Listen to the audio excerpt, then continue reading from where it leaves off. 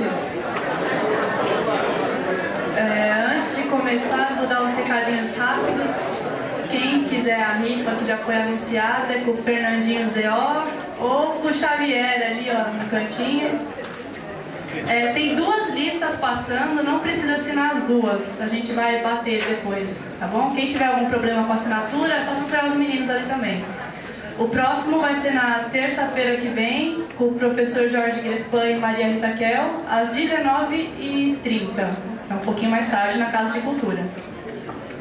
Então eu vou começar lendo um textinho, que quem está acompanhando todos os dias viu que a gente tem lido um textinho elaborado pelo grupo, e depois eu passo a palavra para os professores. Bom, então conforme já apresentado nos dias anteriores desse curso, volto a ler o texto de abertura que elaboramos para ser o mote do minicurso, seguido de um texto sobre a discussão de hoje, Educar Diante do Abismo. Walter Benjamin já havia diagnosticado com precisão a pobreza de experiência do mundo contemporâneo. Guerra mundial e a ascensão do nazismo faziam do estado de emergência uma regra. Hoje sabemos que para a destruição da experiência e para o estado de emergência como regra, a pacífica existência cotidiana nas nossas grandes cidades é o suficiente. Damos prosseguimento ao nosso curso por um verdadeiro estado de emergência com essas palavras do filósofo italiano Agamben, a fim de nos questionarmos: o que significa ler Walter Benjamin hoje?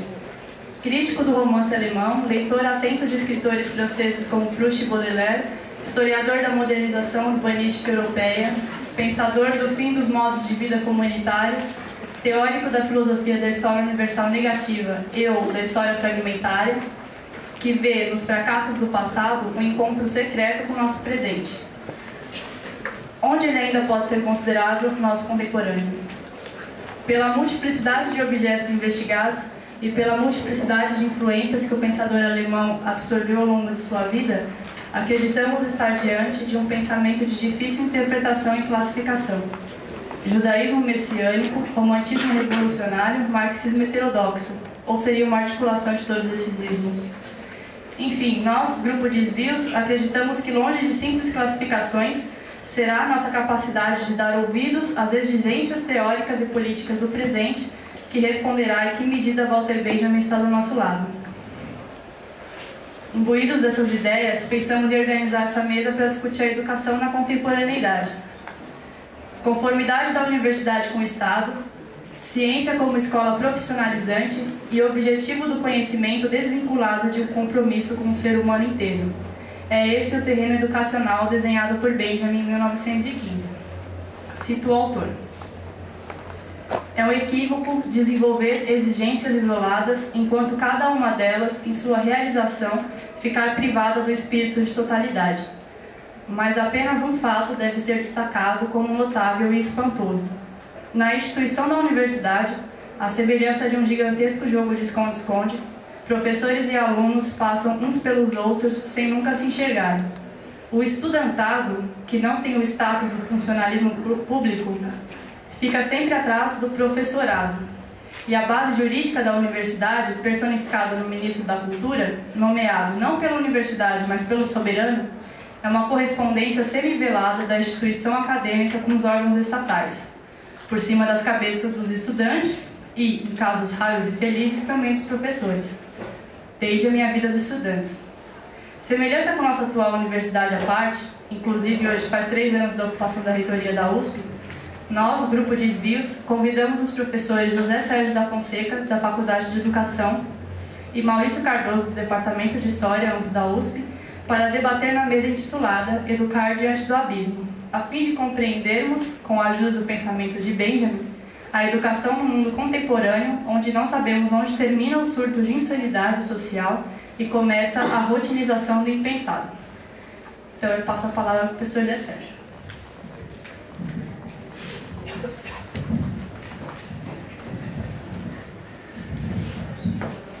Bom, boa noite a todos vocês. Eu queria iniciar parabenizando esse grupo de alunos, Grupo Desvios, da Faculdade de Filosofia, pela idealização e realização desse evento sobre Walter Benjamin. E eu queria também confessar que quando eu recebi o convite da Júlia para tomar parte desse evento, Eu havia imaginado que fosse uma iniciativa muito mais modesta, né? Que fosse uma conversa com um grupo de alunos sobre a minha leitura de Walter Benjamin, né? Eu sou, no duplo sentido da palavra, um amador, né? Porque não é a minha ocupação principal, não é o teórico que mais me ocupa, né? Que, como muitos de vocês sabem, é Hannah Arendt, né? Que teve uma relação bastante estreita com Walter Benjamin, né? Ela foi a portadora da obra de Walter Benjamin, né? Que levou a obra de Walter Benjamin, inclusive os escritos sobre história, né? No final da sua vida, enfim, e que é muito próxima, né? Mas enfim, não é, o Benjamin mesmo não é o objeto dos meus estudos, né? E eu aceitei, na verdade, nessa ilusão de que seria uma conversa numa sala de aula com algumas pessoas. Foi só quando eu recebi o cartaz, né, desse evento, belíssimo cartaz, aliás, mais uma vez eu parabenizo o Desvios pela escolha estética, foi lindíssimo, que eu fui me dar conta que eu estava lá na Ganheban, que eu reputo uma das maiores comentadoras do mundo sobre a obra de Benjamin, Maria Rita Kell, Jorge Despan, e me dei conta que era uma temeridade que aceito isso que eu sei. Mas já foi. E, por último, o que me serve de consolo, eu gostaria de agradecer aos alunos também por ter errado meu nome.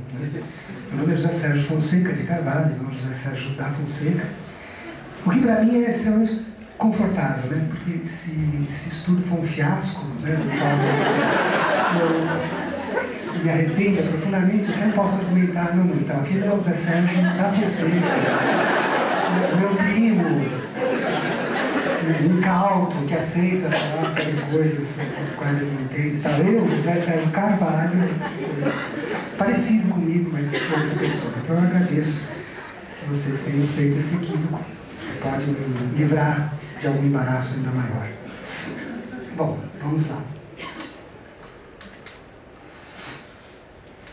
As reflexões sobre o empobrecimento da experiência, ou, nas suas versões mais melancólicas e radicais, em que Benjamin vai falar do desaparecimento da experiência no mundo contemporâneo, parecem constituir um dos núcleos centrais da obra de Benjamin a partir da década de 30. É claro que ele se refere à experiência anteriormente, mas no outro sentido, né? Em Experiência e Pobreza, de 1933, somos apresentados as primeiras formulações dessa noção, que reaparecerá em seus esforços intelectuais ulteriores, voltados para a compreensão das transformações radicais que ocorreram na organização social e na vida espiritual moderna das metrópoles europeias.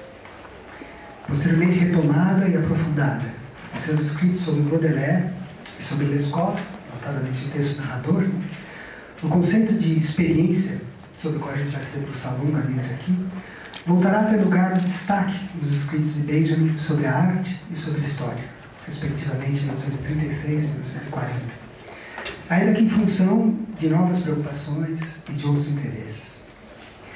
Ora, apesar da amplitude de suas preocupações sobre os efeitos desse processo de enfraquecimento da experiência na vida cultural, Benjamin nunca se ocupou diretamente de seu impacto no campo da formação educacional, que em alguma medida foi objeto de preocupação do Benjamin, né? Mas não nesse sentido. Acreditamos, contudo, que as consequências desse fenômeno, o empobrecimento da experiência, são marcantes nesse âmbito da vida social, a educação. Sobretudo, se considerarmos a natureza de seus desafios em face da crise que marca o mundo moderno a partir das primeiras décadas do século XX. Ao se referir ao impacto que essa crise tem tido no campo da educação, Arendt, no ensaio de 1958, ressaltará que um dos mais graves dilemas que um educador tem de hoje enfrentar advém do fato de que a sua ação formativa exercida num mundo que, abre aspas, já não é mais estruturado pela autoridade, nem tampouco mantido coeso pela citação, cito Arendt, né? Em outras palavras, somos desafiados a educar num mundo no qual a experiência já não mais tem o poder de iluminar o presente, nem de inspirar o futuro, perdendo assim os fundamentos sobre os quais sempre repousaram o sentido e a legitimidade da ação educativa. Ora, a simultaneidade do enfraquecimento do papel político e cultural desses três elementos da vida social, a experiência compartilhada, a autoridade e a tradição, sugere haver entre eles íntima ligação e interdependência, o que terá, por sua vez, considerável impacto nos discursos e nas práticas educacionais. O que tencionamos fazer nas reflexões que se seguem é buscar compreender, a partir de um diálogo com alguns aspectos da obra de Benjamin e de Arendt, a natureza desse processo de empobrecimento da experiência e os desafios que ele coloca para o ideal de uma educação que, a um só tempo, reconheça o esfacelamento contemporâneo da experiência comum e compartilhada, mas que não renuncia ao seu papel singular de articular e atribuir sentido ao processo de iniciação dos jovens no mundo que os precede e no mundo no qual a sua existência possa adquirir algum significado político. Passo então a fazer algumas observações sobre o conceito de experiência em Walter Benjamin. A forma primeira pela qual Benjamin apresenta sua hipótese acerca da perda da transmissibilidade, aspas, a transmissibilidade da experiência, bem como sua origem e possíveis consequências, pode soar bastante paradoxal. O próprio autor reconhece, ao insistir que o quadro por ele descrito, aspas, talvez não seja tão estranho quanto possa à primeira vista parecer. Vocês vão reparar nesse trecho que eu vou ler, que por duas vezes Benjamin insiste que o que está acontecendo, o que ele está descrevendo, não é tão estranho. Veja bem, ele não é tão estranho assim, né? Se não fosse, ele não precisaria dizer, né? Se eu disser, olha, esta água está fria, eu não preciso dizer que isso é um fato estranho, né? Então diz Benjamin nesse texto de 1936 o seguinte: as ações da experiência estão em baixa, e isso numa geração que, entre 1914 e 18, viveu uma das mais terríveis experiências da história. Talvez, diz ele lá, talvez isso não seja tão estranho como parece. Na época, já se podia notar que os combatentes tinham voltado emudecidos do campo de batalha, mais pobres em experiências comunicáveis e não mais ricos. Não, o fenômeno, né, insiste ele, não, o fenômeno não é estranho. Uma geração que ainda fora à escola num bonde puxado por cavalos, viu-se abandonada, sem teto, numa paisagem diferente em tudo, exceto nas nuvens, em cujo centro, num campo de forças e correntes e explosões destruidoras, estava o frágil e minúsculo corpo humano. Ora, como é possível afirmar que as ações e experiências estariam em baixa justamente numa sociedade em que toda uma geração, há menos de 20 anos, havia sido submetida, como diz o próprio Benjamin, a uma das mais terríveis experiências da história? Você percebe? Paradoxo assim. Como é possível afirmar que aqueles que saem desse tipo de experiência tão marcante saem pobres em uma experiência e não mais ricos nela? Como explicar que os combatentes voltaram pobres e não mais ricos na experiência? Ora, o primeiro aspecto que parece ser decisivo para marcar aquilo que Benjamin classificará como declínio da experiência comunicável, Erfahrung, em alemão, é que apesar de tudo que foi vivenciado, os combatentes voltaram mudos do campo de batalha. Para mim, aqui reside a chave dessa interpretação. O frágil e minúsculo corpo humano foi silenciado pela avassaladora tecnologia bélica da Grande Guerra. O silêncio dos que dela voltaram parece indicar a incapacidade de transformar aquilo que foi vivido em experiência estruturada pela palavra comum e compartilhada, capaz de dotar, portanto, palavra capaz de dotar de sentido o caráter contingente daquilo que foi vivido.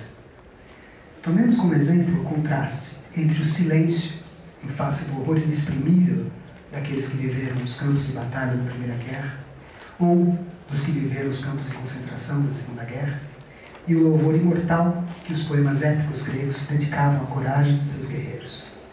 Os feitos e palavras de Aquiles ou de Heitor, por serem cantados e recordados, conferiam aos seus autores, que eram os guerreiros de virtude, os guerreiros dotados de arete, a glória imortal de serem lembrados pela singularidade de seus atos e de suas palavras. É sabido por todos vocês, né, que os gregos olham para a vida humana como uma verdadeira desgraça, né? Um trecho de uma peça importante de Sófocles, né, onde um determinado personagem insiste em perguntar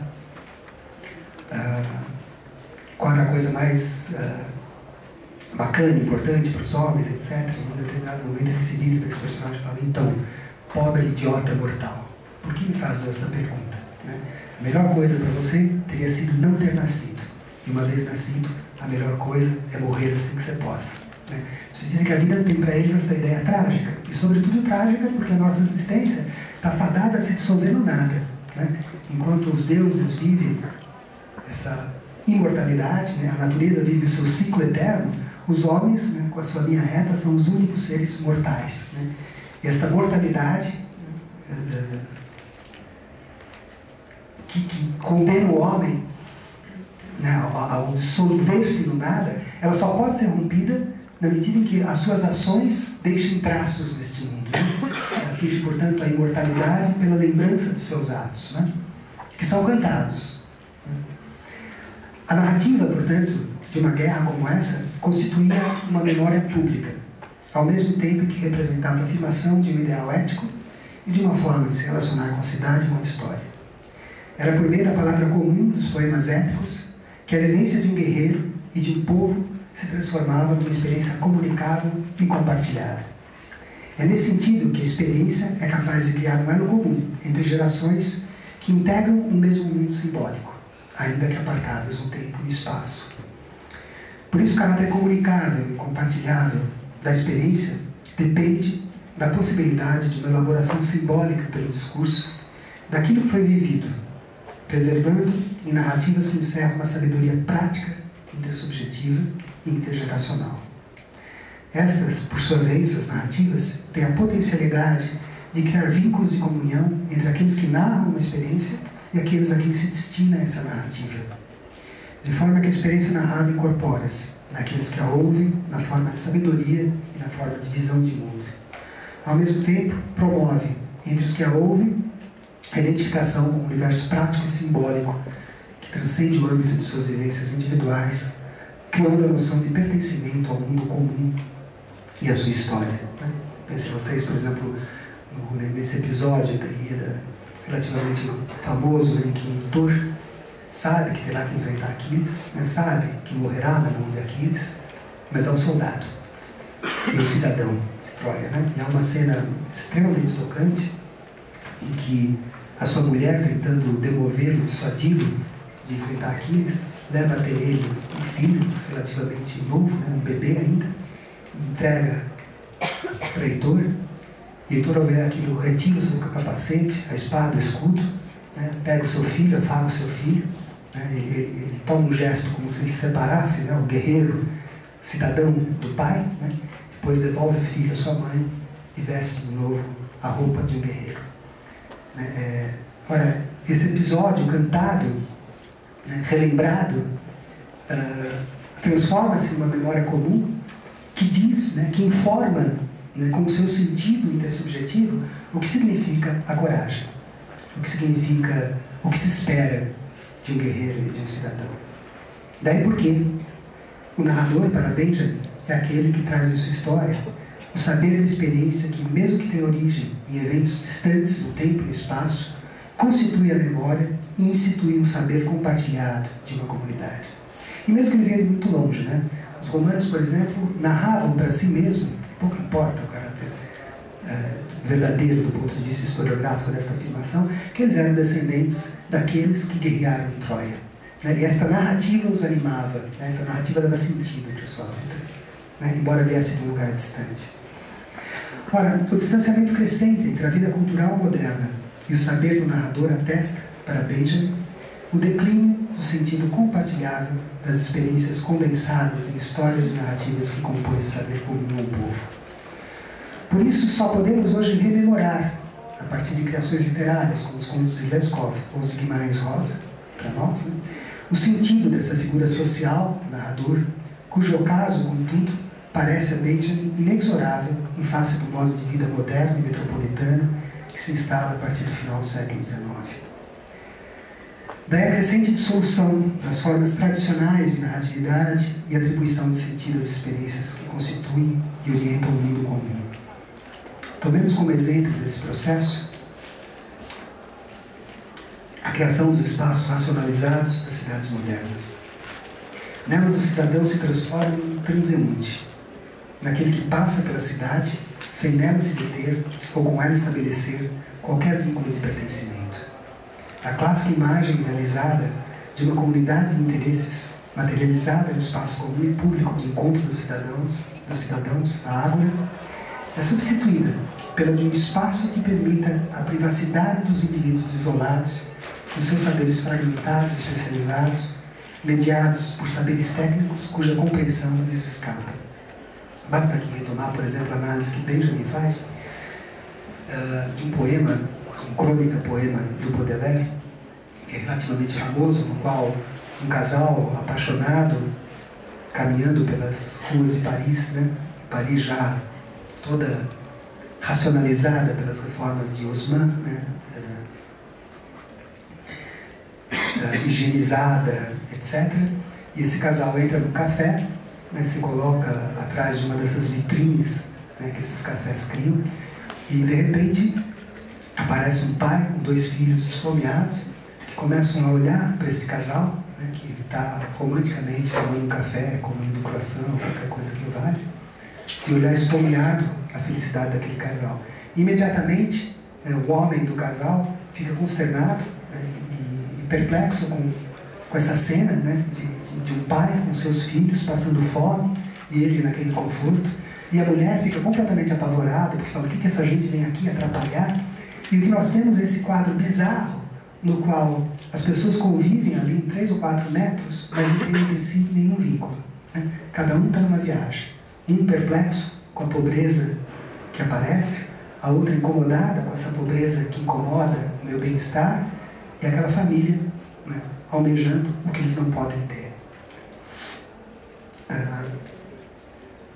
No plano, por outro lado, né, não da cidade moderna, mas da teoria política, o início da modernidade é marcado pela noção de um Estado como sendo fruto de impacto entre indivíduos, cuja ideia reguladora aproxima-se muito mais da gestão dos interesses particulares do que da antiga noção aristotélica de um bem comum, de uma comunidade que precede o homem. Ora, com o progressivo desaparecimento de toda sorte de laços capazes de unir grupos de gerações em torno de significações e práticas comuns, entra em declínio o sentido e o valor da experiência como saber e conhecimento compartilhados. Ao indivíduo moderno, pensa Benjamin, privado desse tipo de experiência, só restará a possibilidade de outra natureza de experiência, que ele vai chamar de vivências pessoais, né? Erlebnis, né? Claro que essas podem ser intensas e significativas para os que por elas passam, mas tendem a permanecer no âmbito do inefável, daquilo que, por ser indizível, morre como uma vivência privada.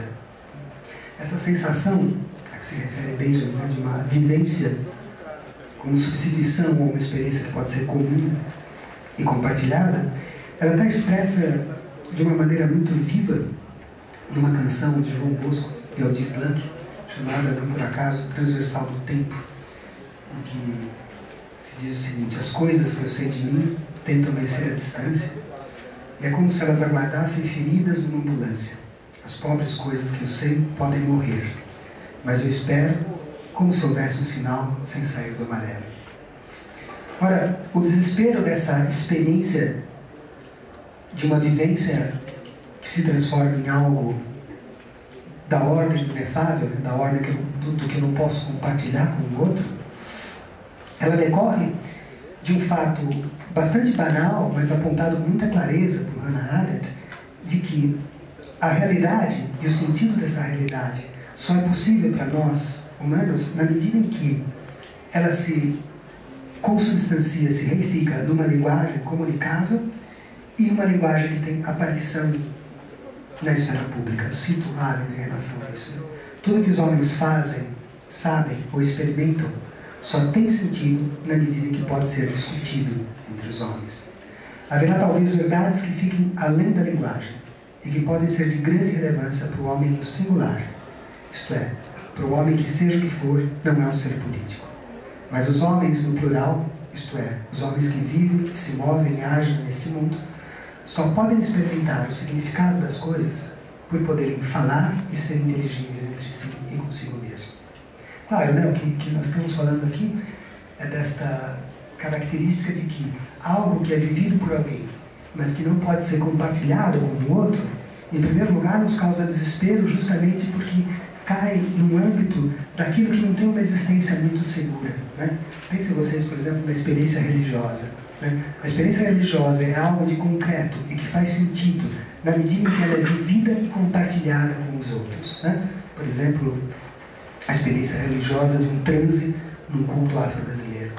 À medida que a modernidade vai desenvolver a experiência religiosa como algo privativo de um indivíduo, né? Algo que eu passo a viver e que eu não consigo expressar nas palavras, e que os outros jamais serão capazes de viver, né? Se alguém teve alguma experiência religiosa, sabe disso, né? Ao contar a experiência religiosa, ela parece ficar banal, né? A experiência religiosa está fadada a ser algo privativo de um indivíduo.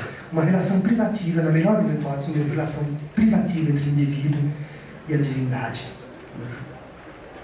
Muito próximo, um exemplo um pouco banal, mas que eu dou para meus alunos, muito próximo dessa experiência que a gente tem de quando a gente vai viajar para um lugar lindo, você tira uma foto, e mostra para as pessoas falam, ah, é bonito, né? Linda a cachoeira.